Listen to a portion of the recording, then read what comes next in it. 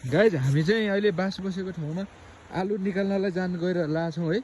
यहाँ चाहिँ आलु यो उसभित्र राखिँदो रहेछ के, यो बारीमा गाड्ने चलन रहेछ। यो आलु बारीमा चाहिँ जाँदैछौँ हामी। आलु बारीमा हिउँ धेरै आछ। हिउँ धेरै आछ। यहाँ आमाले चाहिँ पाउन आछौँ। घरमा आलु छैन तरकारी बनाउने, आलु छैन। त्यही भएर निकाल्न लागेको छु। हो आलु निकाल्न लाग्नु बाबु र म दुई आमा छोरा। मैले यहाँ भिडियो खोलिरहेको छु। जाडो भएछ, मेरो दाडा टक टक टक भएछ जाडोले। जाडो पनि भएको छ। हिउँ चाहिँ बडो डेन्जरै छ भाइ। यहाँ अलिक चिप्लो पनि छ।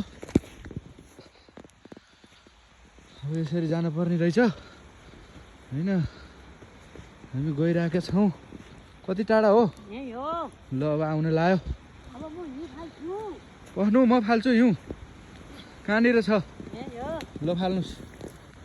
ल बाबुले भिडियो बनाउनु यस्तो फाल्ले। बस यो गऱ्यौँ हामीले।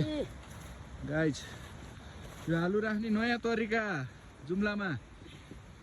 कुदैन के यस्तो भए चाउरिँदैन, डुसाउँदैन। हो चाउरिँदैन, डुसाउँदैन। गाइज अब आमाले खन्दै हुनुहुन्छ कोदालाले। यस्तो गरेर आलु आउँछ। तपाईँको नाम के हो भनिदिनु त? मेरो नाम कोइरे राउत। कोइरी राउत हो। ल आमाले अब आलु निकाल्दै हुनुहुन्छ गाइज। जुम्ला कनका सुन्दरी गाउँपालिका। कनका सुन्दरी गाउँपालिका वडा नम्बर कति हो यो? मालिका बोता। मालिका बोता। हजुर मालिका बोताको आमा हो। यस्तै हो बाबु भेषभाषा हाम्रो। हामी तलतिर भाषा जान्दैनौँ। हामीले बुझिरहेछौँ तपाईँको भाषा। हाम्रो भाषा पनि तपाईँले बुझ्नु भएको छ, बोल्न मात्रै नजानेको। म त बुझ्छु। गाइस निकाल्दै हुनुहुन्छ है। यो अजिबकै छ। यो रुखहरू सबै भइसक्यो होइन। आमाले खन्दै हुनुहुन्छ अझै। आटा आलु हाल्ने, धेरै माथिमा पिरोल हाल्ने, तब माथि माटो हाल्ने। यस्तो तरिकाले आलु हाल्ने। ओहो ल गाइस भेटियो त आलु त। ल दामी। ल यस्तै छ आलु आलु। चाहिँ भेटियो है। यहाँ माथिबाट सल्लोको पात हो यो। हजुर सल्लोको पात। सल्लोको पात राख्नु भएको रहेछ। अनि गाइस अब यो आलु खोज्न धेरै टाढा जानु नपर्ने रहेछ। जुम्लामा चाहिँ जहाँ खन्यो त्यही आलु राखेको हो, त्यही भएर राखेको। कति छ यहाँ? कति राख्नु भएको छ? नै एउटा भारी मात्रै छ। एउटा भारी भनेको कति किलो जति छ? 40 45 50 55 किलो। 50 किलो चाहिँ आलु यहाँ छ गाइस यो खाल्टोमा।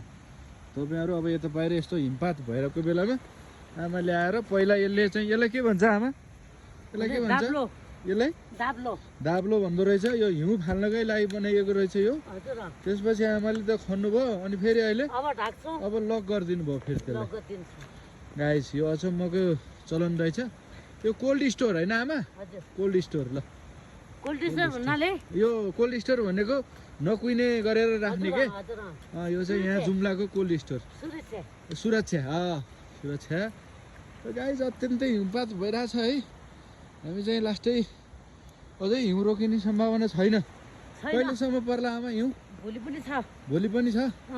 पर्सिबाट चाहिँ भोलि 3 दिन। 3 दिन छ। हिजो पनि परेको थियो। हिजो अलिअलि साँझतिर हो। ल गाइस अब हामीले फाइनल्ली यो आलु चाहिँ निकाल्यौँ। अब यसलाई हामी पकाएर अहिले चाहिँ फेरि खान्छौँ है त गाइस। यो नयाँ लाएर मैले तपाईँहरूलाई सेयर गरेको। By by.